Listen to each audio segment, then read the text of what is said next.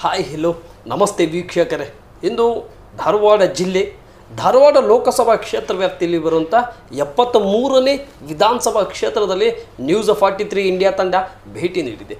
News 43 India ತಂಡ ಭೇಟಿ ನೀಡಿರ್ತಕ್ಕಂಥ ವಿಶೇಷತೆ, ಭೇಟಿ ನೀಡಿರ್ತಕ್ಕಂಥ ಮೂಲ ಅಜೆಂಡಾ ಲೋಕಸಭೆ ಚುನಾವಣೆ ಯಾತ್ರಾ ಮತ್ತು ಕಳೆದ ವಿಧಾನಸಭೆಯಲ್ಲಿ ಟಿಕೆಟ್ ವಂಚಿತಗೊಂಡಿರ್ತಕ್ಕಂಥ ಟಿಕೆಟಿನಿಂದ ಆಕಾಂಕ್ಷೆ ಇದ್ದಿರ್ತಕ್ಕಂಥ ಸಂದರ್ಭದಲ್ಲಿ ಟಿಕೆಟ್ ಸಿಗಲಾರ ಕಾರಣದಿಂದ ಕಾಂಗ್ರೆಸ್ ಪಕ್ಷ ಬದ್ಧತೆ ಮೇಲೆ ಹೋಗಿರ್ತಕ್ಕಂಥ ಕೆಲವೊಂದಿಷ್ಟು ಆಕಾಂಕ್ಷಿಗಳ ಜೊತೆ, ಕೆಲವೊಂದಿಷ್ಟು ಕ್ಯಾಂಡಿಡೇಟ್ ಜೊತೆ ನ್ಯೂಸ್ 43 ಇಂಡಿಯಾ ತಂಡ ಸಂಚಾರ ನಡೆಸ್ತಾ ಇದೆ.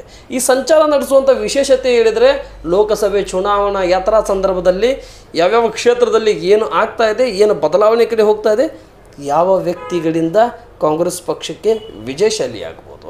ಇವತ್ತು ನಮ್ಮ ನ್ಯೂಸ್ 43 ಇಂಡಿಯಾದ ವಿಶೇಷ ಅತಿಥಿಯಾಗಿರ್ತಕ್ಕಂಥ ಮಾನ್ಯ ಶ್ರೀ CS ಮೆಹಬೂಬ್ ಬಾಷಾ KPCC ಅಲ್ಪಸಂಖ್ಯಾತ ಘಟಕದ ಉಪಾಧ್ಯಕ್ಷರಾಗಿರ್ತಕ್ಕಂಥ ಅಲ್ಪಸಂಖ್ಯಾತರ ಘಟಕದ ಜಾಹಿಟ್ ರಾಜ್ಯ ಉಪಾಧ್ಯಕ್ಷ ಸೆಕ್ರೆಟರಿ ಅವರು. ಮತ್ತು ಈ ರೀತಿ ಕೆಲಸ ಮಾಡ್ಕೊತ ಬಂದು ಅಲ್ಲಿಂದ CS ಮೆಹಬೂಬ್ ಬಾಷಾ ಅವರು ಕರ್ನಾಟಕ ಪ್ರದೇಶ ರಾಜೀವ್ ಗಾಂಧಿ ಬ್ರಿಗೇಡಿನ ಉಪಾಧ್ಯಕ್ಷ ಸ್ಥಾನವನ್ನು ಅಲಂಕರಿಸಿ ಕ್ಷೇತ್ರದಲ್ಲಿ ಮುಸಲ್ಮಾನರು ಅನ್ನಂಗಿಲ್ಲ, ದಲಿತರು ಅನ್ನಂಗಿಲ್ಲ, ಮತ್ತು ನನ್ನ ಕಾಸ್ಟಿನಲ್ಲಿ ಬರಬೇಕಾಗಿರ್ತಕ್ಕಂಥ ಪಿಂಜಾರು ಅನ್ನಂಗಿಲ್ಲ, ನದಾಫು ಅನ್ನಂಗಿಲ್ಲ, ಸೇಕು ಅನ್ನಂಗಿಲ್ಲ, ಖಾನ್ಸು ಅನ್ನಂಗಿಲ್ಲ, ಯಾವೂ ಅನ್ನಂಗಿಲ್ಲ, ಸರ್ವ ಜನಾಂಗನೋ ಸುಖಿನೋ ಭವಂತು ಅನ್ನುವಂಥ ರೀತಿಯಲ್ಲಿ ಸರ್ವ ಜನಾಂಗದ ಬಗ್ಗೆ ನಾವು ಹುಟ್ಟಿ ಬೆಳೆದಿದ್ದೀವಿ. ನನ್ನ ಆಫೀಸಿಗೆ ಆಗಿರಲಿ, ನನ್ನ ಮನೆಗೆ ಆಗಿರಲಿ ಬಂದಿರತಕ್ಕಂಥವ್ರು ಒಂದೇ ಜಾತಿಯವರು, ಅದು ಮಾನವ ಜಾತಿ. ನಾನು ಸೇವೆ ಸಲ್ಲಿಸಬೇಕಾಗಿದ್ದು ಸರ್ವ ಜನಾಂಗದ ಬಗ್ಗೆ. ನನ್ನ ಚಿಂತನೆ ಇರೋದು ಸರ್ವ ಜನಾಂಗದ ದುಡಿಮೆಗಾಗಿ. ಇಲ್ಲಿಯ ಮಾಜಿ ಸಚಿವರಾಗಿರ್ತಕ್ಕಂಥ ಎಸ್ ಹಿಂಡಿಸ್ಗಿರಿಯವರಾಗಿರಲಿ, ಅವರ ಬಣಕ್ಕೆ ಅಂಜುಮನಿ ಇಸ್ಲಾಮಿನ ಚುನಾವಣೆಗೆ ಸಪೋರ್ಟ್ ಮಾಡುವುದಾಗಿರಲಿ, ಕಾಂಗ್ರೆಸ್ ಪಕ್ಷ ಯಾವ ಅಧಿಕಾರ ಕೊಟ್ಟಿದೆ, ಯಾವ ಜವಾಬ್ದಾರಿ ಕೊಟ್ಟಿದೆ, ಸಂಪೂರ್ಣವಾಗಿ ನಿರ್ವಹಣೆ ಮಾಡೋದರಲ್ಲಿ ನನಗೆ ಯಶಸ್ವಿಯಾಗಿದ್ದೇನೆ. ಆದರೆ ಮುಂದಿನ ಲೋಕಸಭೆ 2024ರಲ್ಲಿ ನಡೆಯುವಂಥ ಚುನಾವಣೆ ಕೂಡ ಪ್ರಬಲ ಆಕಾಂಕ್ಷೆ ಇದ್ದೇನೆ. ಕಾಂಗ್ರೆಸ್ ಪಕ್ಷ ಅವಕಾಶ ಮಾಡಿಕೊಟ್ರೆ ಗೆದ್ದು ತೋರಿಸುವಂಥ ಕೆಲಸ ನಾನು ಮಾಡುತ್ತೇನಂತ ಹೇಳ್ತಾ ಇರುವಂಥ ಮೆಹಬೂಬ್ ಬಾಷಾ ಅವರು. ಬನ್ನಿ ವೀಕ್ಷಕರೇ, ಅವ್ರು ನಮ್ಮ ಜೊತೆ ಇದ್ದಾರೆ. ಈ ಕಾರ್ಯಕ್ರಮಕ್ಕೆ ಸ್ವಾಗತ ಮಾಡೋಣ. ಎಲ್ಲಿಂದ ರಾಜಕಾರಣ ಪ್ರಾರಂಭ ಮಾಡಿಕೊಂಡಿದ್ದಾರೆ ಮೆಹಬೂಬ್ ಬಾಷಾ ಅವರ ವಿಚಾರಗಳನ್ನು. ಸರ್ ನಮಸ್ತೆ. ನಮಸ್ತೆ. ನಮಸ್ತೆ. ನ್ಯೂಸ್ 43 ಇಂಡಿಯಾಗೆ ಅವಕಾಶ ಮಾಡಿಕೊಟ್ಟಿದ್ದಕ್ಕೆ ತುಂಬ ಧನ್ಯವಾದಗಳು. ತಮಗೂ ಧನ್ಯವಾದಗಳು. ತಮ್ಮ ಬಗ್ಗೆ ಮಾತಾಡ್ತಾ ಹೋದರೆ ಇಡೀ ಒಂದು 2-3 ದಿನಾನೂ ಸಾಕಾಗೋದಿಲ್ಲ. ಅದರಿಂದ ಶಾರ್ಟ್ಕಟ್ನಲ್ಲಿ ಬರ್ತೇನೆ. ರಾಜೀವ್ ಗಾಂಧಿ ಬ್ರಿಗೇಡ್ ಆಗಿರಲಿ, ಅಲ್ಪಸಂಖ್ಯಾತ ಘಟಕದ ಉಪಾಧ್ಯಕ್ಷರಾಗಿರಲಿ, ರಾಜೀವ್ ಗಾಂಧಿಯ ಬ್ರಿಗೇಡ್ನಲ್ಲಿಯೂ ಕೂಡ ಉಪಾಧ್ಯಕ್ಷರು ಕೂಡ ಇದ್ದೀರಿ. ಹೇಗೆ ಸರ್ ರಾಜಕೀಯ ಜೀವನ ಕಾಂಗ್ರೆಸ್ನಲ್ಲಿ ಜನರಿಗಾಗಿ ಮುಡಿಪಾಗಿ ಇಟ್ಟು ಇಲ್ಲಿವರೆಗೆ ಬಂದು ತಲುಪಿರ್ತಕ್ಕಂಥದ್ದು ಹೇಗೆ ಸರ್? ನೀವು ಹೇಗೆ ತಲುಪಿದ್ರಿ ಇಲ್ಲಿ ಈ ಮೆಟ್ಟಿಗೆ? ಪ್ರತಿಯೊಬ್ಬರು ಜನ ನೋಡಿದರೆ ಮೆಹಬೂಬ್ ಬಾಷಾ ಅಲ್ಲ, ಅವರು ದಾನಿ, ಕರುಣಾಮಯ್ಯ, ಯಾವುದೋ ಗುಡಿ ದೇವಸ್ಥಾನ ಮತ್ತು ದರ್ಗಾ ಮಸೂತಿಗೆ ಮತ್ತು ಯಾವುದೋ ಒಂದು ಧರ್ಮದ ಬಗ್ಗೆಯಿಂದ ಹೋದರೂ, ಯಾವುದೋ ಒಂದು ವಿಷಯಕ್ಕೆ ಹೋದರೂ ಕೂಡ ಕೈಲಿ ಸಾಧ್ಯದಷ್ಟು ಹೆಲ್ಪ್ ಮಾಡೋರು, ಏನೇ ಒಂದು ವಿಷಯದಲ್ಲಿ ಮುಂಚೂಣಿಯಲ್ಲಿ ಇದ್ದಂಥವ್ರು ಅಂತ ಹೇಳ್ತಾರೆ. ಹೇಗೆ ಸರ್ ಇವೆಲ್ಲ? ಭಾಷಾ ಅಂದರೆ ಯಾವ ರೀತಿ ಬಾದಶಾ? ಅಲ್ಲ ಕೊಟ್ಟಿರುವಂಥದ್ದನ್ನು 4 ಮಂದಿಗೆ ಹಂಚು ನಾವು ತಗೊಂಡೋದು. ಅದನ್ನು ನಾವು ಮೊದಲಿಂದನೂ ಈ ಬೋರ್ವೆಲ್ ಬಿಸ್ನೆಸ್ ಸ್ಟಾರ್ಟ್ ಮಾಡಿದ್ಮೇಲೆ 1986 ಸ್ಟಾರ್ಟ್ ಮಾಡಿದ್ವಿ. ನಂತರ ಹುಬ್ಳಿಯಲ್ಲಿ ಏನಿದೆ, ನನಗೆ ಬೋರ್ವೆಲ್ ಬಿಸ್ನೆಸ್ ಸ್ಟಾರ್ಟ್ ಮಾಡಿದ್ವಿ. ರಾಜಕೀಯದ ಮೇಲೆ, ಜನಸಾಮಾನ್ಯರ ಮೇಲೆ ನಾವು ಏನಾದರೂ ಕಾಲಿಟ್ಟಿದ್ದೀವಿ. ರಾಜಕೀಯದಲ್ಲಿ ಕಾಲಿಟ್ಟಿದ ಮೇಲೆ ನಮಗೆ ಹಿಂಡಿಸ್ಗಿರಿ ಸಾಹೇಬರು ನಮ್ಮ ರಾಜಕೀಯ ಗುರುಗಳಂತ ನಾವು ಅವಾಗೂ ಹೇಳ್ಕೊತಾ ಇದ್ದೀನಿ, ಈಗೂ ಹೇಳ್ತಾ ಇದ್ದೀನಿ. ಅವರ ಮಾರ್ಗದರ್ಶನದ ಮೇಲೆ ನನಗೆ ಹುಬ್ಳಿ ಧಾರವಾಡ ಮಹಾನಗರ ಕಾಂಗ್ರೆಸ್ನ ಕಾರ್ಯದರ್ಶಿಯಾಗಿ ನೇಮಕ ಮಾಡಿದರು. ನಂತರ ನನಗೆ ಮತ್ತು ರಾಜ್ಯದ ಅಲ್ಪಸಂಖ್ಯಾತರ ಉಪಾಧ್ಯಕ್ಷರು, ಕಾರ್ಯದರ್ಶಿ, ರಾಜೀವ್ ಗಾಂಧಿ ಬ್ರಿಗೇಡ್ ಉಪಾಧ್ಯಕ್ಷರು, ಈ ಥರ ಇಟ್ಟಿದೆ ಸೇವೆ ಮಾಡ್ಕೊತ ಕಾಂಗ್ರೆಸ್ನಲ್ಲಿ ವರ್ಕ್ ಮಾಡ್ಕೊತ ಬಂದಿದ್ದೀನಿ ನಾನು. ಆಮೇಲೆ ಹೇಳಿ ಸರ್.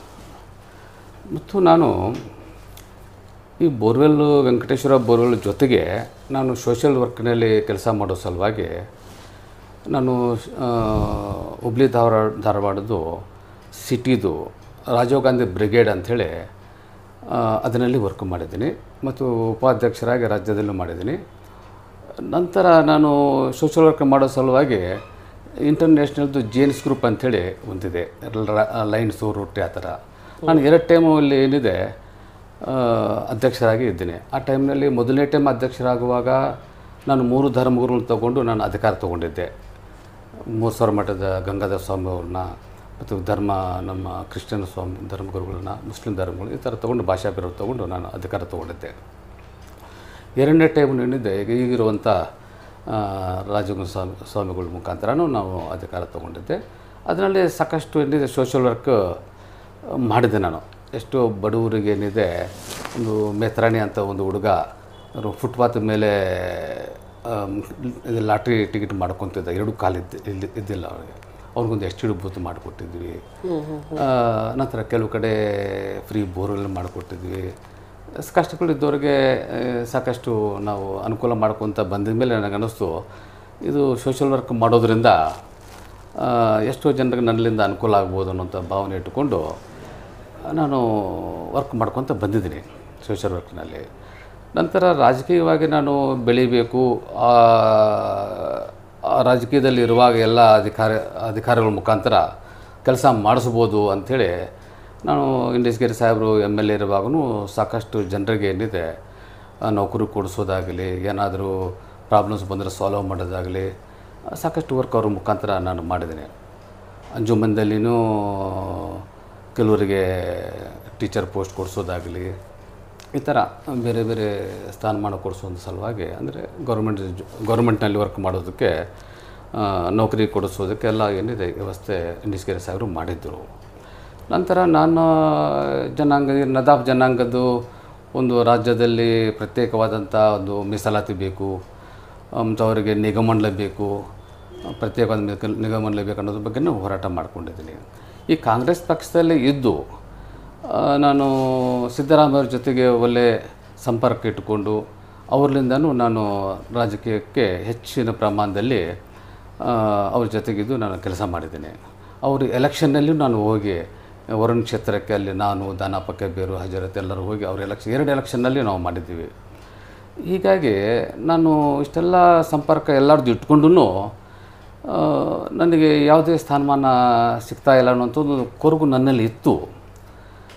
ಆದರೇನು ನಾನು 1989ನಲ್ಲಿ ಟಿಕೆಟ್ ಆಕಾಂಕ್ಷೆ ಆಗಿದ್ದೆ. ಆವಾಗ ಕಾಂಗ್ರೆಸ್ದು ಟಿಕೆಟ್ ಫೀಸ್ ಏನಿತ್ತು 10,000 ರೂಪಾಯಿ ಇತ್ತು. ಆ ಸಮಯದಲ್ಲೂ ನಾನು HK ಪಾಟೀಲ್ ಅವ್ರಿಗೆ ಭೇಟಿಯಾಗಿ ನನಗೆ ಇಷ್ಟು ವರ್ಷದಿಂದ ಕಾಂಗ್ರೆಸ್ನಲ್ಲಿ ಇದ್ದೀನಿ, ಟಿಕೆಟ್ ನನಗೆ ಕೊಡ್ರಿ, ನಾನು ಎಲೆಕ್ಟ್ ಆಗ್ತೇನೆ.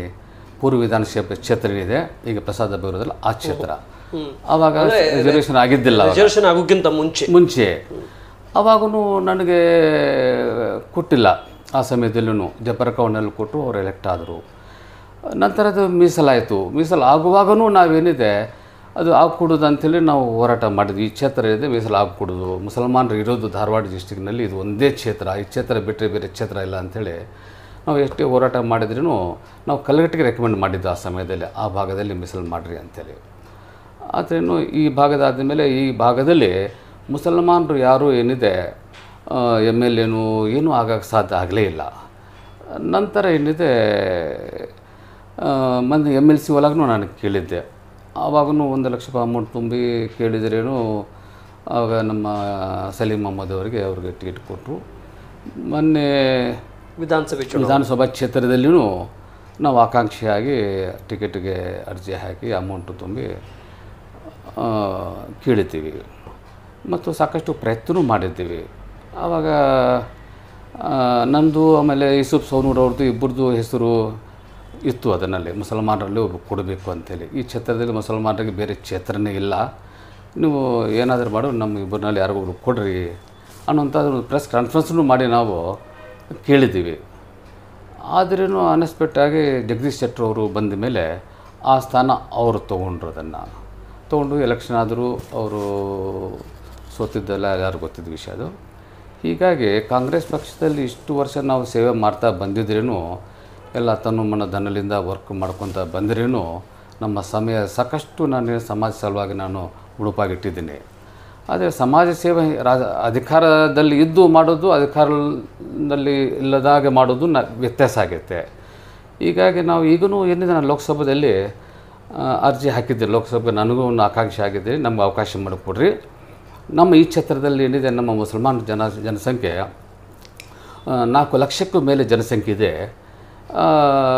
ನಮ್ಮ ಗೆದ್ದು ಬರುವಂಥ ಚಾನ್ಸಸ್ ಇದೆ. ಅದರಲ್ಲಿ ಪ್ರತ್ಯೇಕವಾಗಿ ಏನಿದೆ, ಮೆಹಬೂಬ್ ಬಾಷಾ ಅಂದರೆ ಒಂದು ಜನರ ಒಳಗೆ ಏನಿದೆ, ಒಂದು ಜಾತ್ಯತೀತ ವ್ಯಕ್ತಿ, ಈ ಯಾವುದೇ ಒಂದು ಭೇದ ಭಾವ ಇಲ್ಲದೆ ನಮ್ಮದು ಕಂಪನಿ ವೆಂಕಟೇಶ್ವರ ಬೋರ್ವೆಲ್ ಕಂಪನಿ ಮೇಲೆ ನಾವು ಪ್ರತಿಯೊಂದು ವರ್ಷವೂ ಏನಿದೆ ರಂಜಾನ್ ತಿಂಗಳಲ್ಲಿ ಮಸೀದಿಗೆ, ಮಂದಿರಿಗೆ, ಚರ್ಚ್ಗಳಿಗೆ ಫ್ರೀ ಬೋರ್ವೆಲ್ ಹಾಕುವಂಥದ್ದನ್ನು ಮಾಡ್ಕೊತ ಬಂದಿದ್ದೀವಿ. ಮತ್ತು ಎಲ್ಲ ಯಾರಿಗೆ ಕಷ್ಟದಲ್ಲಿ ಇದ್ರೂ ಸಹಾಯ ಮಾಡ್ಕೊತ ಬಂದಿದ್ದೀವಿ. ಮತ್ತು ಜನರು ನನಗೆ 10ರಿಂದ ಏನಿದೆ ಒಂದು ಜಾತ್ಯತೀತ ವ್ಯಕ್ತಿ, ಈ ವ್ಯಕ್ತಿ ಅನ್ನುವಂಥದ್ದನ್ನು ಜನರ ಒಳಗಿದೆ. ಯಾಕಂದರೆ ನಾನು ಒಂದು ಬಸವಣ್ಣ ವಚನಗಳನ್ನು ನಾನು ಸಾಕಷ್ಟು ಕಲ್ತಿದ್ದೀನಿ, ಪಾಲನೆ ಮಾಡ್ತೀರಿ. ಮತ್ತು ಪಾಲನೆಯೂ ಮಾಡ್ತೇನೆ. ಮತ್ತು ನಾನು ಮಾಡುವಂಥ ಕೆಲಸ ಅಲ್ಲಾಹ್ ಮೆಚ್ಚುವಂಥ ಕೆಲಸ ನಾನು ಮಾಡ್ತಾಯಿರ್ತೀನಿ. ಜನರು ನನ್ನ ಮೇಲೆ ಏನಿದೆ, ಇವನು ಮೆಹಬೂಬ್ ಬಾಷಾ ಮುಸಲ್ಮಾನು ಅನ್ನುವಂಥದ್ದಕ್ಕಂತೂ ಒಂದು ಮನುಷ್ಯ ಅನ್ನುವಂಥದ್ದನ್ನು, ಮನುಷ್ಯ ಅಂದರೆ ಮನುಷ್ಯ ಜಾತಿಗೆ ಯಾವ ಲಕ್ಷಣಗಳು ಇರಬೇಕೋ ಆ ಲಕ್ಷಣಗಳೆಲ್ಲ ಮೆಹಬೂಬ್ ಬಾಷಾದಲ್ಲಿ ಇದೆ ಅಂತ ಭಾವನೆ ಎಲ್ಲ ಜನಾಂಗದಲ್ಲಿ ನನ್ನ ಮೇಲೆ ಇದೆ ಅಂತ ಭಾವನೆಯಿಂದ ಇದ್ದಾರೆ ಅಂತ ನಾನು ಅನ್ಕೊಳ್ತಾ ಇದ್ದೀನಿ. ಯಾಕಂದರೆ ನಾನು ಪ್ರತಿಯೊಂದು ವರ್ಷವೂ ಏನಿದೆ ನೋಡ್ತಾ ಇದ್ದೀನಿ, ಬೋರ್ವೆಲ್ ಕಂಪನಿ ಮುಖಾಂತರ ನಾನೇನು ವರ್ಕ್ ಮಾಡ್ಕೊತ ಬಂದಿದ್ದೀನಿ, ಸಮಾಜ ಸೇವೆ ಮಾಡ್ಕೊತ ಬಂದಿದ್ದೀನಿ. ಮತ್ತು ಜೈನ್ಸ್ ಗ್ರೂಪ್ಗಳಿಂದ ಸಮಾಜ ಸೇವೆ ಮಾಡ್ಕೊತ ಬಂದಿದ್ದೀನಿ. ಮತ್ತು ರಾಜಕೀಯವಾಗಿ ಕಾಂಗ್ರೆಸ್ ಪಕ್ಷದಿಂದ ಸಮಾಜ ಸೇವೆ ಮಾಡ್ಕೊತ ಬಂದಿದ್ದೀನಿ. ಆದರೆ ಜನರಿಗೇನಿದೆ, ನನ್ನ ಮೇಲೆ ಒಂದು ಒಳ್ಳೆಯ ಅಭಿಪ್ರಾಯ ಇದೆ. ನೀವು ಟಿಕೆಟ್ ಕೊಟ್ಟರೆ ಕಾಂಗ್ರೆಸ್ ಮುಖಾಂತರ, ನಾನು ಕಾಂಗ್ರೆಸ್ ಬಿಟ್ಟು ಬೇರೆ ಪಕ್ಷದಲ್ಲಿ ಇಷ್ಟು ವರ್ಷ ಆದ್ರೂ ನಾನು ಹೋಗಲೇ ಇಲ್ಲ. ಪಕ್ಕಾ ಕಾಂಗ್ರೆಸ್ಗೆ ನಾನು, ನನ್ನಲ್ಲಿಂದ ನನ್ನ ತಂದೆಯವ್ರಲಿಂದನೂ ಕಾಂಗ್ರೆಸ್ಗೆ ನಾವು. ಹೀಗಾಗಿ ಇಂಥ ಒಂದು ನಿಷ್ಠಾವಂತ ಒಂದು ಕಾರ್ಯಕರ್ತನಿಗೆ ಯಾಕೆ ಕಾಂಗ್ರೆಸ್ದವ್ರು ನನಗೆ ಕೊಡ್ತಾ ಇಲ್ಲ ಟಿಕೆಟು, ನನಗೆ ಎಲ್ಲ ಥರನೂ ನಾನು ಫಿಟ್ ಇದ್ರೂ ಕಾಂಗ್ರೆಸ್ದವ್ರು ನನಗೆ ಯಾಕೆ ಕಡೆಗಣಿಸ್ತಾ ಇದ್ದಾರೆ ಅನ್ನುವಂಥದ್ದನ್ನು ನನ್ನ ಒಂದು ಚಿಂತೆ ಇದೆ. ಆದರೆ ಈಗೂ ಏನಿದೆ, ಕಾಂಗ್ರೆಸ್ದವ್ರನ್ನ ಟಿಕೆಟ್ ಕೊಟ್ಟರೆ ಜನರ ಮನಸ್ಸಲ್ಲಿ ನಾನು ಇದ್ದೀನಿ, ನನಗೆ ಗೆದ್ದು ಬರ್ತೀನಿ ಅಂತ ನನ್ನ ವಿಶ್ವಾಸ ನನ್ನಲ್ಲಿ ಇದೆ.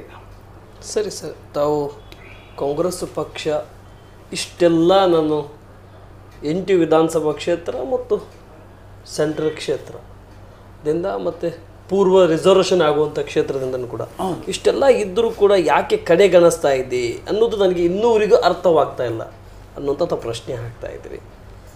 ಆದರೆ ಈ ಕ್ಷೇತ್ರದಲ್ಲಿ ನಿಮ್ಮದೇ ಆಗಿರ್ತಕ್ಕಂಥ ನಿಮ್ಮ ಮೈನಾರಿಟಿಯಿಂದ ಅಥವಾ ನಿಮ್ಮ ಮೈನಾರಿಟಿಯಲ್ಲಿ ಬರುವಂಥ ಕೆಟಗಿರಿ ಒಳಗಡೆ ಜನ ಮತ್ತು ಎದುರಾಳಿಗಳು ಅತಿ ಹೆಚ್ಚು ವಿಸ್ತಾರವಾಗಿ ಚುನಾವಣೆಯಲ್ಲಿ ಇರ್ತಾರೆ.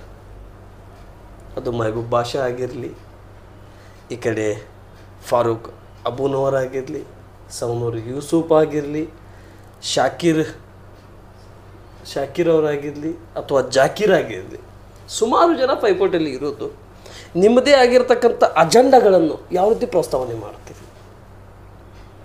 ಒಂದು ವೇಳೆ ಈ ಲೋಕಸಭೆ ಕ್ಷೇತ್ರಕ್ಕೆ ಅಥವಾ ನನಗೆ ಬಂದಿರತಕ್ಕಂಥ ಮಾಹಿತಿ ಪ್ರಕಾರ ತಾವು ಸಿಂಗಲ್ ಪರ್ಸನ್ ಇರ್ಬೋದು ಮೈನಾರಿಟಿಯಿಂದ ಲೋಕಸಭೆಗೆ ಟಿಕೆಟ್ ಕೇಳಿದ್ರು.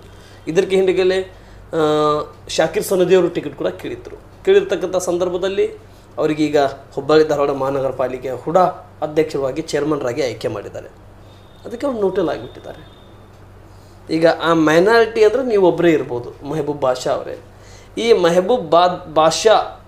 ಮೆಹಬೂಬ್ ತೆಗೆದುಬಿಟ್ಟು ಈ ಬಾದಶಾಗೆ ಪಾರ್ಲಿಮೆಂಟಿಗೆ ವಿಧಾನಸಭೆಯ ಮೇಲ್ಮನೆಗೆ ಹೋಗಲಿಕ್ಕೆ ಅವಕಾಶ ಕೇಳಿದ್ರು, ಅಲ್ಲಿನೂ ಸಿಗಲಿಲ್ಲ. ವಿಧಾನಸಭೆಗೆ ಹೋಗುವಂಥ ಅವಕಾಶ ಕೇಳಿದ್ರು, ಅದನ್ನೂ ಸಿಗಲಿಲ್ಲ. ಈ ಬಾರಿ ನೇರವಾಗಿ ಲೋಕಸಭೆಯ ಪಾರ್ಲಿಮೆಂಟಿಗೆ ಹೋಗುವಂಥ ಈ ಅವಕಾಶ ಈ ಬಾದಶಾ ದೆಹಲಿಯಲ್ಲಿ ಏನು ಮ್ಯಾಜಿಕ್ ಮಾಡಬಹುದು? ಒಂದು ವೇಳೆ ನಿಮಗೆ ಟಿಕೆಟ್ ಸಿಕ್ಕರೆ ಮೈನಾರಿಟಿಯಿಂದ ಎಷ್ಟು ಲೀಡ್ನಿಂದ ಗೆಲ್ಲಬಹುದು? ಸತತವಾಗಿ 4 ಬಾರಿ ಗೆಲ್ಲುವಂಥ ಸಂಸದರು 5ನೇ ಬಾರಿಗೆ ಯಾವ ರೀತಿ ಅವರಿಗೆ ಕಡೆಗಣಿಸ್ಬೋದು? ಅದು ಈ ಭಾಗದಲ್ಲಿ ಈ ಸಂಸದರು ಪ್ರಹ್ಲಾದ್ ಜೋಶಿ ಅವರೇನು ಒಂದು ವರ್ಕ್ ಮಾಡ್ಕೊತ ಬಂದಿದ್ದಾರೆ. ಅವರು ಇಷ್ಟು 4 ಬಾರಿ ಎಲೆಕ್ಟ್ ಆದ್ರೂ ಅವ್ರದ್ದೇ ಸರ್ಕಾರ ಇರುವಾಗೂ ಎಷ್ಟು ಅಭಿವೃದ್ಧಿ ಮಾಡಿಸಬೇಕಾಗಿತ್ತು ಅಷ್ಟು ಮಾಡೋಕ್ಕೆ ಆಗಲಿಲ್ಲ. ಈ ಜನರು ಏನಿದೆ ಈಗ ಬಿ ಜೆ ಪಿ ಈ ಕ್ಷೇತ್ರ ಧಾರವಾಡ ಕ್ಷೇತ್ರ ಏನಿದೆ ಬಿ ಜೆ ಪಿ ಸತತವಾಗಿ ಅವ್ರಿಗೆ ಕೊಟ್ಕೊತ ಬಂದಿದ್ರೂ ಈಗ ಬದಲಾವಣೆ ಮಾಡಬೇಕು ಅನ್ನೋಂಥ ಭಾವನೆ ಏನಿದೆ ಜನರಲ್ಲಿ ಇದೆ ಅಂತ ನನ್ನ ಅನಿಸಿಕೆ. ಯಾಕೆ ಕಾಂಗ್ರೆಸ್ ಸರ್ಕಾರದಲ್ಲಿ ಇರುವಂಥ ಡೆವಲಪ್ಮೆಂಟ್ಸು ಈ ಸರ್ಕಾರದಲ್ಲಿ ಇಲ್ಲ. ಬರೇ ಭರೋಸೆಗಳು ಆಗ್ತಾಯಿದೆ ಹೊರತು ಕಾರ್ಯರೂಪಕ್ಕೆ ಬರ್ತಾ ಇಲ್ಲ. ಅಂದರೆ ನಿಮ್ಮ ಪ್ರಕಾರದಿಂದ ಭರವಸೆ ನಂಬಿಕೆ ಕೊಡುವುದು ಅದನ್ನು ಪೂರ್ಣೆ ಮಾಡೋಕ್ಕೆ ಆಗೋದಿಲ್ಲ, ಮಾತಾನ ಇಲ್ಲ ಅವ್ರದ್ದು.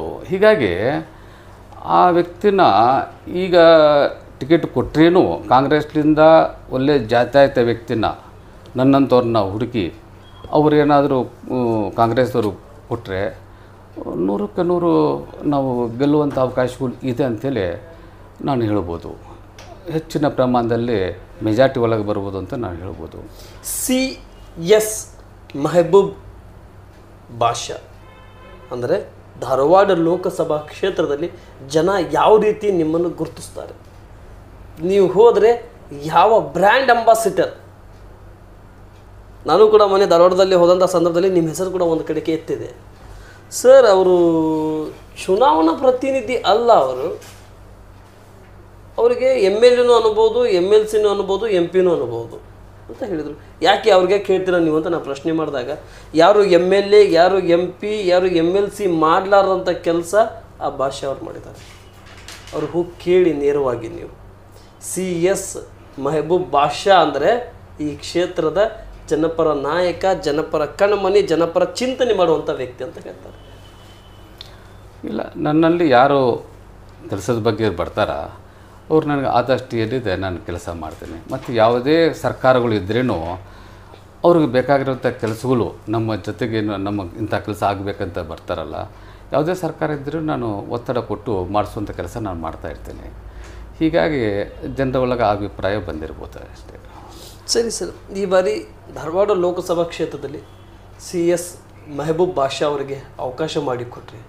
ವೆಂಕಟೇಶ್ವರ ಬೋರ್ವೆಲ್ಲಿನ ಸಂಸ್ಥಾಪಕರಿಗೆ ಧಾರವಾಡ ಲೋಕಸಭಾ ಕ್ಷೇತ್ರದಿಂದ ಅವಕಾಶ ಮಾಡಿಕೊಟ್ರೆ ಎಷ್ಟು ಅಂತರದಿಂದ ಗೆಲ್ಲಬಹುದು? ಯಾವ ಅಜೆಂಡದ ಮೇರೆಗೆ ನೀವು ಚುನಾವಣೆಗೆ ಹೋಗ್ತೀರಿ?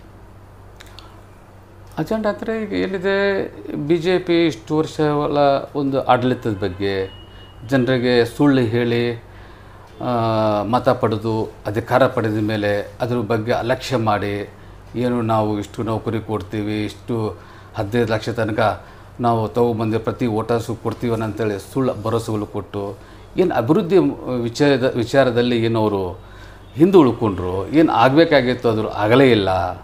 ಅವ್ರದ್ದು ಬರೀ ಜಾತಿ ರೂಪದಲ್ಲಿ ಭಾವನಾತ್ಮಕ ವಿಷಯಗಳನ್ನ ತೊಗೊಂಡೆ ಅವ್ರಿಗೆ ಗೆದ್ದಾರೆ ಹೊರತು ಅಭಿವೃದ್ಧಿ ವಿಷಯದಲ್ಲಿ ಅವ್ರಿಗೆ ಗೆದ್ದಲೇ ಇಲ್ಲ. ಜನರೂ ವೋಟರ್ಸ್ನು ಈಗೇನಿದೆ ತಿಳ್ಕೊಂಡಿದ್ದಾರೆ. ಈ BJP ಅಂದರೆ ಹಿಂದೂ ಮುಸಲ್ಮಾನ ಜಗಳ ಹಚ್ಚಿಸಿ ಅವ್ರು ಲಾಭ ಪಡ್ತಿದ್ದಾರೆ. ತಮಗೆ ಗೊತ್ತಿರಬೇಕು, ಈದ್ಗಾ ಮೈದಾನದಲ್ಲಿ ವಿಷಯ ತೆಗೆದ ಮೇಲೆ ಆವಾಗ BJPದವ್ರು 2 MLAs ಇದ್ದರು.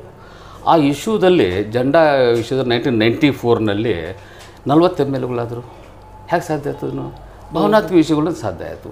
ಈಗಲೂ ಬಾಬರಿ ಮಸೀದಿ ವಿಷಯದಲ್ಲಿನೂ ಅವರು ಭಾವನಾತ್ಮಕ ವಿಷಯ ಇಟ್ಕೊಂಡೆ ಅವರು ಸೆಂಟ್ರಲ್ ಗೌರ್ಮೆಂಟ್ ಮಾಡಿಕೊಂಡಿದ್ರು.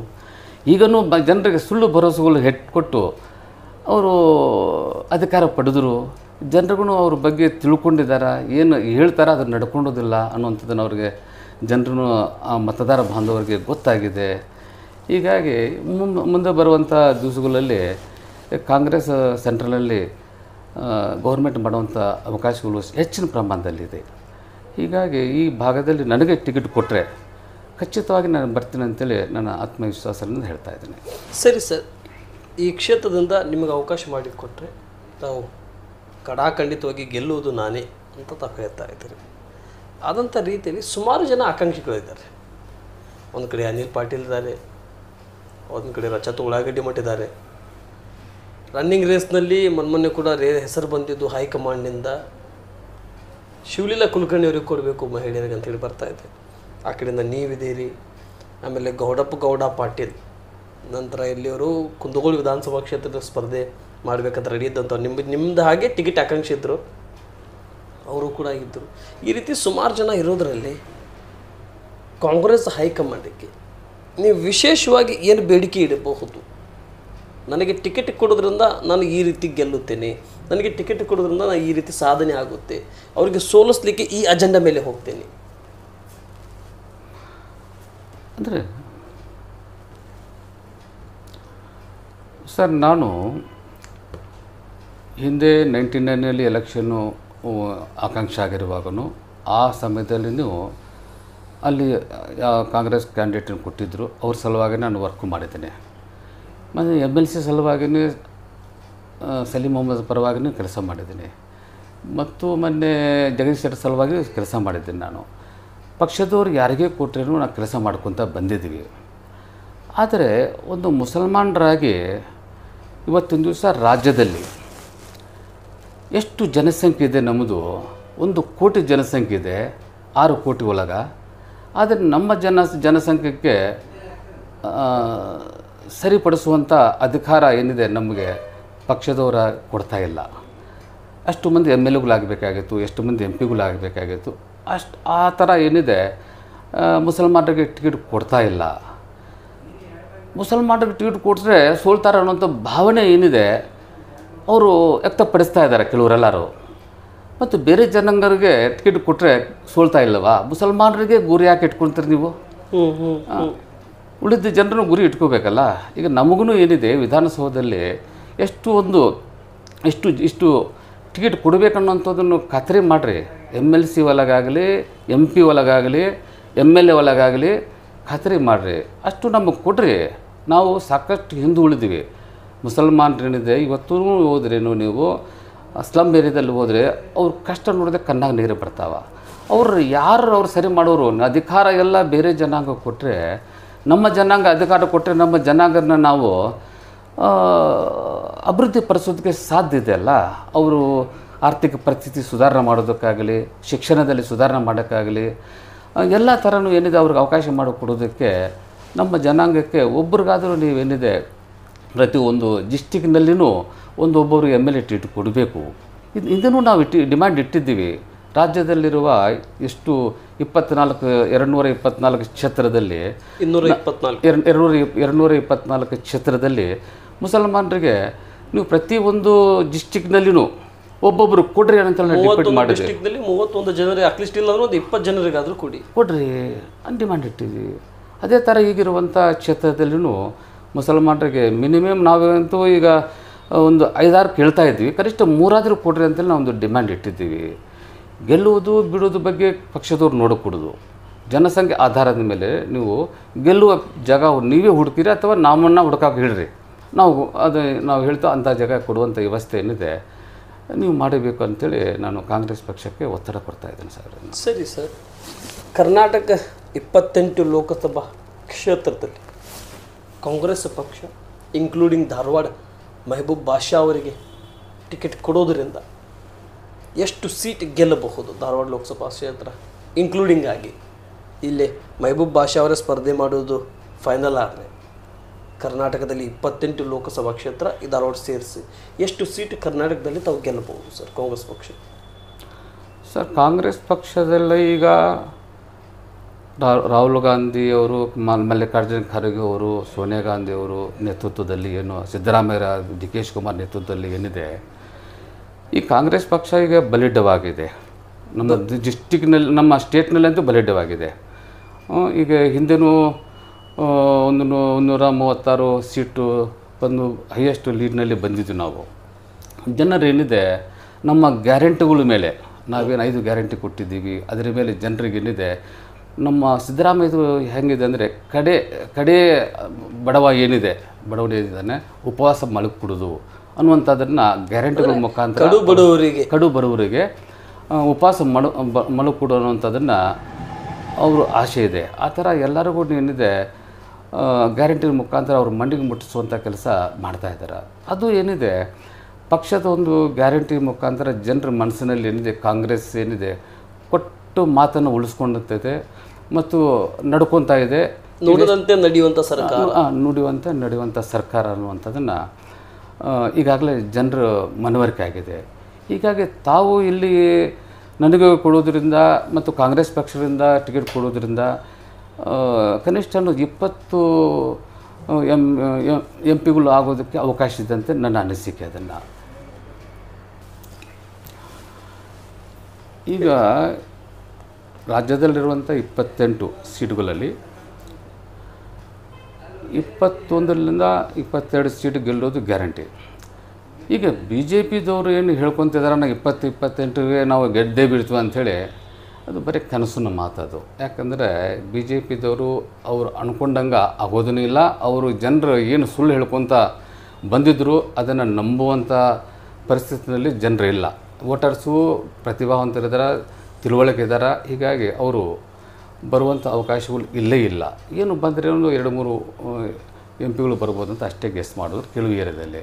ಈ ಭಾಗದಲ್ಲಿ ಏನಿದೆ ಮುಸಲ್ಮಾನರು ಕೊಟ್ಟರೇನು 101% ಬರ್ತಾರೆ ಅಂತೇಳಿ ನನ್ನ ನಂಬಿಕೆ ಸರ್. ಅದನ್ನು ಸರಿ ಸರ್, ಮುಸಲ್ಮಾನರು ಕೊಟ್ಟರೆ ನನಗೆ ಸಂಪೂರ್ಣವಾದಂಥ ಅವಕಾಶ ಸಿಗುತ್ತೆ, ನಾವು ಗೆಲ್ತೀವಿ ಅಂತ ತಾವು ಹೇಳ್ತಾ ಇದ್ದೀವಿ. ಒಂದು ವೇಳೆ ನಿಮಗೆ ಅವಕಾಶ ಸಿಕ್ತು, ತಾವು ನಂಬಿಕೆ ಇಟ್ಟಿರ್ತಕ್ಕಂಥ ಧಾರವಾಡ ಜಿಲ್ಲೆಯ ಪ್ರಸಿದ್ಧವಾಗಿರ್ತಕ್ಕಂಥ ನಿಮ್ಮ ಮೈನಾರಿಟಿಲಿ ಬರುವಂಥ ಸೈಯದ್ ಫತೇಶ್ ಆಗಿರಲಿ, ಸಿದ್ದಾವಳ ಮಠ ಅಜ್ಜಾರ ಆಶೀರ್ವಾದ ಆಗಿರಲಿ, ಅದ್ರ ಜೊತೆಯಲ್ಲೂ ಕೂಡ ಮೈನಾರಿಟಿಯಲ್ಲಿ ಶ್ರೇಷ್ಠವಾಗಿ ನಂಬುವಂಥ ಪವಿತ್ರವಾದಂಥ ಒಂದು ದಿನ ಬರ್ತಾ ಇದೆ, ಅದು ರಂಜಾನ್ ಪ್ರಾರಂಭ ಆಗ್ತಾ ಇದೆ. ಈ ದಿನದಲ್ಲಿ ತಾವು ಪ್ರೇರಣೆ ಮಾಡೋದ್ರಿಂದ ಒಂದು ವೇಳೆ ಈ ಅಲ್ಲಾಹನ ಕೃಪೆ ಮತ್ತು ಆ ಭಗವಂತನ ಆಶೀರ್ವಾದದಿಂದ ನಿಮಗೆ ಟಿಕೆಟ್ ಸಿಕ್ಕು ತಾವು ಆಯ್ಕೆ ಆದರೆ, ಮೊದಲನೆಯ ಅಭಿವೃದ್ಧಿ ಶಿಗ್ಗಾಂವಿ ವಿಧಾನಸಭಾ ಕ್ಷೇತ್ರ ಸೇರ್ಪಡೆಯಾಗಿ 8 ವಿಧಾನಸಭಾ ಕ್ಷೇತ್ರ ನಮ್ಮ ಧಾರವಾಡ ಜಿಲ್ಲೆ ವ್ಯಾಪ್ತಿಯಲ್ಲಿ ಬರುವಂಥ 7 ವಿಧಾನಸಭಾ ಕ್ಷೇತ್ರ, ಈ ಲೋಕಸಭಾ ಕ್ಷೇತ್ರದಲ್ಲಿ ಪಾರ್ಲಿಮೆಂಟ್ನಲ್ಲಿ ಮೊದಲನೇ ಧ್ವನಿ ಯಾವ ಅಭಿವೃದ್ಧಿ ಬಗ್ಗೆ ನೀವು ಎತ್ತಬಹುದು? ಮೊದಲನೇ ಧ್ವನಿ ನಾನು ಎತ್ತೋದು ಮಹದಾಯಿ ಯೋಜನೆ ಬಗ್ಗೆ. ಏನು ಸಾಕಷ್ಟು ಕಳಸಾ ಬಂಡೂರದ್ದು ಏನು ಸಾಕಷ್ಟು ವರ್ಷದಿಂದ ಹೋರಾಟ ನಡೀತಾ ಇದೆ, ಅದನ್ನೇ ನಾನು ಮೊದಲನೇದಾಗಿ ಅದ್ರ ಬಗ್ಗೆನೇ ನಾನು ಲೋಕಸಭೆಯಲ್ಲಿ ವಿಷಯನ ಪ್ರಸ್ತಾಪ ಮಾಡ್ತೀನಿ ನಾನು.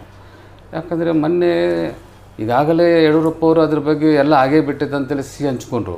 ಸುಳ್ಳು ಹೇಳಿ ಏನಿದೆ ಜನರನ್ನು ತಪ್ಪು ದಾರಿ ಹಿಡಿಸಿದ್ರು. ಆದರೆ ಕಾಂಗ್ರೆಸ್ನವರು ಎಲ್ಲಿನೂ ಸುಳ್ಳು ಹೇಳೋದಿಲ್ಲ ಮತ್ತು ಹೇಳಿದಂಗೆ ನಡ್ಕೊಳ್ತೀವಿ.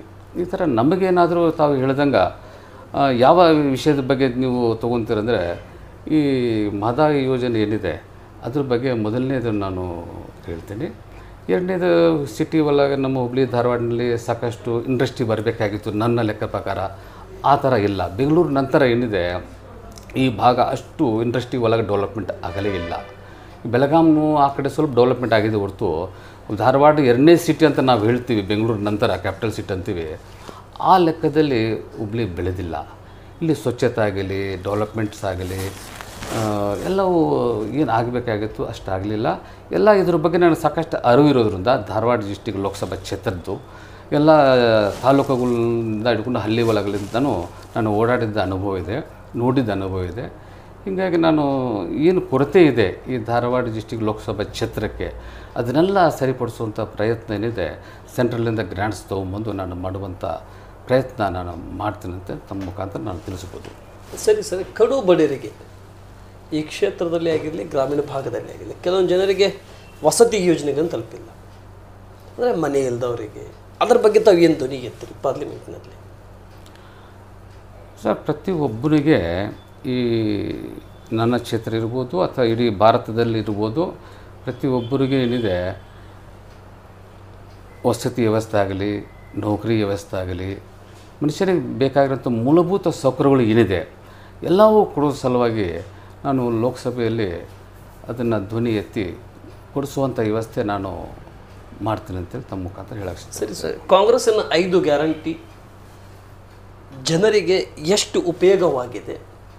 ಶಕ್ತಿ ಯೋಜನೆ ಅಂದರೆ ಬಸ್ಸಿನ ಪ್ರಯಾಣ, ಮಹಿಳೆಯರಿಗೆ ಉಚಿತ, ಗೃಹ ಜ್ಯೋತಿ ಅಂದರೆ ಪ್ರತಿ ಮನೆಗೆ 200 ಯೂನಿಟ್ 200 ಯೂನಿಟ್ ಉಚಿತ, ಗೃಹ ಲಕ್ಷ್ಮಿ ಅವರಿಗೆ 2,000 ರೂಪಾಯಿ, ಮತ್ತು ಅನ್ನಭಾಗ್ಯ 2,000 ರೂಪಾಯಿಯಿಂದ 2,000 ರೂಪಾಯಿ ಗೃಹಲಕ್ಷ್ಮಿ ಕೊಟ್ಟರೆ ಅನ್ನಭಾಗ್ಯ 5 kg ಅಕ್ಕಿ ಕೇಂದ್ರ ಸರ್ಕಾರ ಕೊಟ್ಟಿಲ್ಲ ಅಂತೇಳಿ ಅದ್ರ ಬದಲಿಗೆ ಹಣವನ್ನು ಹಾಕ್ತಾಯಿದ್ರಿ. ಮತ್ತು ಯುವ ನಿಧಿ 3,000ರಿಂದ 1,500 ರೂಪಾಯಿ ಯುವ ನಿಧಿ ಸ್ಕೈ ಫಂಡ್ ಅಂತೇಳಿ ಹಾಕ್ತಾಯಿದ್ರಿ. ಈ ಹಾಕೋದ್ರಿಂದ ಈ ಬಾರಿ 135 ಸ್ಥಾನವನ್ನು ಪಡೆದುಕೊಂಡ್ರೆ ಸೆಂಟ್ರಲ್ ಕ್ಷೇತ್ರದಿಂದ ಸೋತಿರ್ಬೋದು, ಆದರೆ ನಿಮ್ಮ ಪ್ರಯತ್ನ ಬಿಟ್ಟಿಲ್ಲ. ಇದೇ 5 ಗ್ಯಾರಂಟಿ ಮೇಲೆ ತಾವು ಲೋಕಸಭಾ ಕ್ಷೇತ್ರದಲ್ಲಿ ಜನರಿಗೆ ಎಷ್ಟು ಜನರಿಗೆ ರೀಚ್ ಆಗಿದೆ, ಜನ ಏನು ಅನ್ಕೊತಾ ಇದ್ದಾರೆ ನಿಮ್ಮ ಬಗ್ಗೆ ಈ ಗ್ಯಾರಂಟಿಯಿಂದ? ನಿಮ್ಮ ಸಿಟಿ ಒಳಗಾಗಿರಲಿ, ತಾವು ಕೂಡ ಪ್ರತಿ ಹಳ್ಳಿಯಲ್ಲಿ ಪ್ರತಿ ಬೂತ್ನಲ್ಲಿಯೂ ಕೂಡ ತಾವು ಭೇಟಿ ಕೊಟ್ಟಿರಿ, ಏನು ಅನಿಸುತ್ತೆ ನಿಮಗೆ?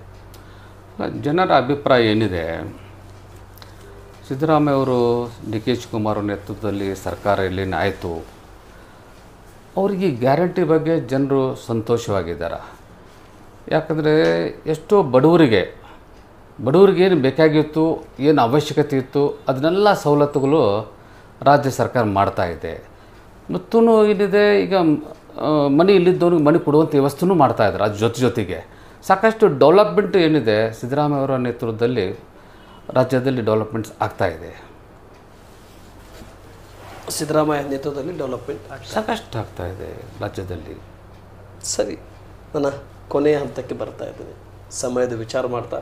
ಯಾಕಂದರೆ CS ಮೆಹಬೂಬ್ ಬಾಷಾ ಅವರಿಗೆ ನನಗಿಂತ ವೆರಿ ಇಂಪಾರ್ಟೆಂಟವಾಗಿದ್ದು ನಿಮ್ಮ ಕ್ಷೇತ್ರದ ಜನ.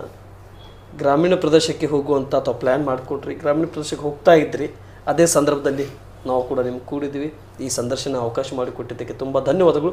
ಕೊನೆಯದಾಗಿ 8 ವಿಧಾನಸಭಾ ಕ್ಷೇತ್ರದ ಮತ ಬಾಂಧವರಿಗೆ, 16 ಲಕ್ಷ ಮತ ಬಾಂಧವರಿಗೆ ಏನು ಹೇಳಿಕ್ಕೆ ಇಷ್ಟಪಡ್ತಾ ಇದ್ದೀರಾ ಸರ್? ಹೇಳಿ ಸರ್. ನಾನು 8 ವಿಧಾನಸಭಾ ಕ್ಷೇತ್ರದ ಹಳ್ಳಿಗೆ ಭೇಟಿ ಕೊಡ್ತಾ ಇದ್ದೀನಿ. 5 ಗ್ಯಾರಂಟಿ ಬಗ್ಗೆ ಎಲ್ಲರಿಗೂ ಒಳ್ಳೆ ಒಪಿನಿಯನ್ ಇದೆ. ಬಡ ಜನರಿಗೆ ಸಿದ್ದರಾಮಯ್ಯ ನೇತೃತ್ವದಲ್ಲಿರುವಂಥ ಸರ್ಕಾರ ಒಳ್ಳೆಯ ಅವಕಾಶಗಳನ್ನು ಬಡ ಜನರಿಗೆ ಕೊಟ್ಟಿದೆ. ಜೊತೆಗೆ ಏನಿದೆ, ಮನೆಗಳು ಕಟ್ಟುವಂಥದ್ದನ್ನು ವ್ಯವಸ್ಥೆ ಮಾಡ್ತಾಯಿದೆ. ಜನರ ಅಭಿಪ್ರಾಯವೂ ಏನಿದೆ, ಈ ಒಂದು 8 ಕ್ಷೇತ್ರಗಳು ಇಲ್ಲಿ MP ಯಾರು ನಿಂದಿರ್ತಾರೋ ಟಿಕೆಟ್ ಕೊಡುವಂಥ ವ್ಯವಸ್ಥೆ ಮಾಡೋ ಸಲುವಾಗಿ ಜನರನ್ನು ಆಸಕ್ತಿ ಹೊಂದಿದ್ದಾರೆ. ಹೀಗಾಗಿ ಮುಸಲ್ಮಾನರಿಗೆ ಟಿಕೆಟ್ ಕೊಡೋದ್ರಿಂದ ಅದರಲ್ಲಿ ಜಾತ್ಯತೀತ ವ್ಯಕ್ತಿ ಆದಂಥ ನಾನು ಎಲ್ಲ ಜನರಿಗೆ ಯಾವುದೇ ಜಾತಿ ಭೇದ ಇಲ್ಲದೆ ಎಲ್ಲ ಜನರಿಗೂ ಒಳ್ಳೆಯ ಸಂಪರ್ಕ ಇಟ್ಕೊಂಡಿರೋದ್ರಿಂದ ನನಗೆ ಟಿಕೆಟ್ ಕೊಟ್ಟರೆ ನಾನು 100ಕ್ಕೆ 100 ಎಲೆಕ್ಟ್ ಆಗ್ತೀನಿ ಅಂತ ಒಂದು ಭರವಸೆ ನನ್ನಲ್ಲಿದೆ. ಸರಿ ಸರ್, ನಮಸ್ತೆ. ಇಷ್ಟೊತ್ತಿನವರೆಗೆ ತಾವು ಹಳ್ಳಿಗೆ ಜನರ ಹತ್ರ ಭೇಟಿ ಮಾಡುವಂಥ ಸಂದರ್ಭದಲ್ಲಿ ನಮಗೆ ನಿಮ್ಮ ಆಫೀಸ್ಗೆ ಬರುವ ಅವಕಾಶ ಮಾಡಿಕೊಟ್ರಿ, ನಮ್ಮ ಜೊತೆ ಹಂಚಿಕೊಂಡ್ರಿ ನಿಮ್ಮ ವಿಚಾರಗಳನ್ನು. ಮತ್ತು ಕಾಂಗ್ರೆಸ್ ಪಕ್ಷದಲ್ಲಿ ತಾವು ತ್ಯಾಗ ಮಾಡ್ಕೊಂಡು ಬಂದಿರತಕ್ಕಂಥ 1994ರಲ್ಲಿ, 2023ರಲ್ಲಿ, 2022ರಲ್ಲಿ ವಿಧಾನ ಪರಿಸ್ಥಿತಿಗೆ ಇವೆಲ್ಲ ವಿಷಯಗಳಿಂದ ತಾವು ತ್ಯಾಗ ಮಾಡ್ಕೊಂಡ್ಬಂದ್ರಿ. ಆದರೆ ನಿಮಗೆ ಎಲ್ಲರಿಗಿಂತ ಒಂದು ವಿಷಯ ಹೇಳೋದೇನೆಂದರೆ, ತಾವು ಕಾಂಗ್ರೆಸ್ ಪಕ್ಷದ ತ್ಯಾಗಮಾಯಿ, ಅಂದರೆ ಕಾಂಗ್ರೆಸ್ ಪಕ್ಷ ಹೇಳಿದ ನುಡಿದಂತೆ ನಡೆಯುವಂಥ ವ್ಯಕ್ತಿ ಅನ್ನುವಂಥ ವಿಷಯಗಳ ಬಗ್ಗೆ ಆದಷ್ಟು ದೇವರು ನಿಮಗೆ ಒಳ್ಳೆಯದು ಅನ್ನೋದು ಕೊಡ್ರಿ. ಮತ್ತು ಪಾರ್ಲಿಮೆಂಟ್ಗೆ ಹೋಗುವಂಥ ಅವಕಾಶ ಸಿಗಲಿ. ನಮ್ಮ ಮೀಡಿಯಾ ಕಡೆಯಿಂದ ನಿಮಗೆ ಹಾರೈಸ್ತೇನೆ. ಇಷ್ಟೊತ್ತುವರೆಗೆ ನಮ್ಮ ನ್ಯೂಸ್ ಆಫ್ 43 ಇಂಡಿಯಾಗೆ ಅವಕಾಶ ಮಾಡಿಕೊಟ್ಟಿರ್ತಕ್ಕಂಥ CS ಮೆಹಬೂಬ್ ಬಾಷಾ ಅವರು ಈ ಕ್ಷೇತ್ರದಲ್ಲಿ ಹೆಸರಿಗೆ ಬಾಷಾ ಅಲ್ಲ, ತಾವು ನಿಜವಾಗ್ಲೂ ರಿಯಲ್ ಲೈಫ್ನಲ್ಲಿ ಕೂಡ ಬಾಷಾ ಇದ್ದೀರಿ.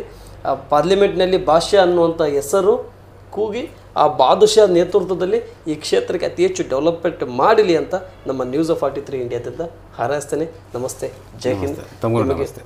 ದೇವರು ಒಳ್ಳೆಯದು ಮಾಡಲಿ. ನಮಸ್ತೆ. ವೀಕ್ಷಕರೇ, ಗಮನಿಸಿದ್ರಲ್ಲ, ಇಷ್ಟೊತ್ತು ಮಾತನಾಡಿರ್ತಕ್ಕಂಥ ಮತ್ಯಾರೂ ಅಲ್ಲ, 1994ರಲ್ಲಿ ಹುಬ್ಬಳ್ಳಿಯ ಪೂರ್ವ ಕ್ಷೇತ್ರದಿಂದ ಟಿಕೆಟ್ ಸೇವಾ ಆಕಾಂಕ್ಷಿವಾಗಿರ್ತಕ್ಕಂಥವರು, ಮತ್ತು 2022ರಲ್ಲಿ ಹಾವೇರಿ, ಧಾರವಾಡ, ಗದಗ, ಉತ್ತರ ಕನ್ನಡ ಕ್ಷೇತ್ರಗಳಲ್ಲಿ ನಡೀಬೇಕಾಗಿರ್ತಕ್ಕಂಥ ವಿಧಾನ ಪರಿಷತ್ ಚುನಾವಣೆಯಲ್ಲಿ ಪ್ರಬಲ ಟಿಕೆಟ್ ಸೇವಾ ಆಕಾಂಕ್ಷಿವಾಗಿರ್ತಕ್ಕಂಥ CS ಮೆಹಬೂಬ್ ಬಾಷಾ ಅವರು ಆವಾಗ ಕೂಡ ತ್ಯಾಗ ಮಾಡಿದರು.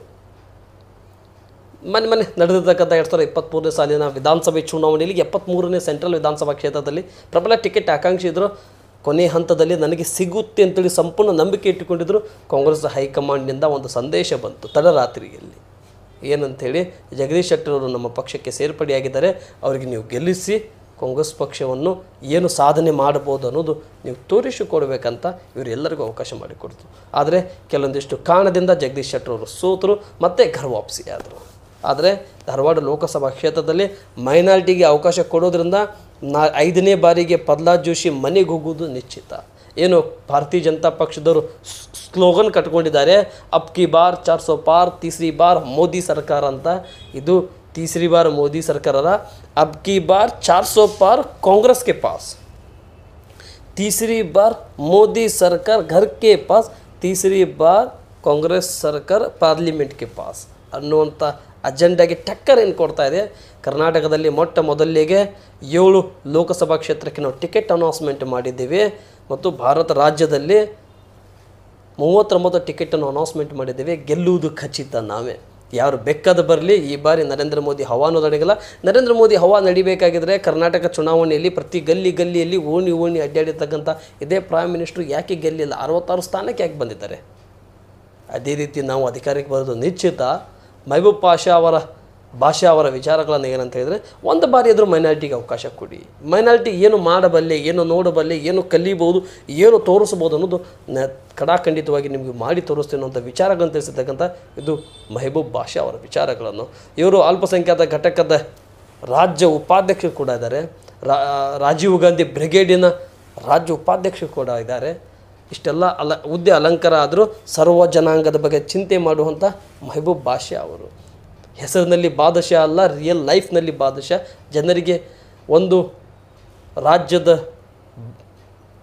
ಮಹಾರಾಜರು ಯಾವ ರೀತಿ ದಾನ ಕರುಣಮಯ ಇರ್ತಾರೆ, ಅದೇ ರೀತಿ ಈ ವೆಂಕಟೇಶ್ವರ ಬೋರ್ವೆಲ್ಲಿನ ಸಂಸ್ಥಾಪಕರಾಗಿರ್ತಕ್ಕಂಥ ಮೆಹಬೂಬ್ ಭಾಷಾ ಅವರ ಮಾಡಿರ್ತಕ್ಕಂಥ ಸೇವೆಗಳನ್ನು ಲೋಕಸಭೆ ಚುನಾವಣೆಯಲ್ಲಿ ಏನಾಗುತ್ತೆ, ಮೆಹಬೂಬ್ ಭಾಷಾ ಅವರಿಗೆ ಯಾವ ರೀತಿ ಅವಕಾಶ ಸಿಗ್ಬೋದು ಅನ್ನೋದು ಕಾದು ನೋಡಬೇಕಾಗಿದೆ. ಪ್ರತಿಯೊಂದು ಅಪ್ಡೇಟನ್ನು ನಿಮ್ಮ ಮುಂದುಗಡೆ ಇಡ್ತಾ ಹೋಗ್ತೀವಿ ವೀಕ್ಷಕರೇ. ಅಲ್ಲಿವರೆಗೆ ನೋಡ್ತಾ ಇರಿ ನ್ಯೂಸ್ 43 ಇಂಡಿಯಾ. ಜೈ ಹಿಂದ್.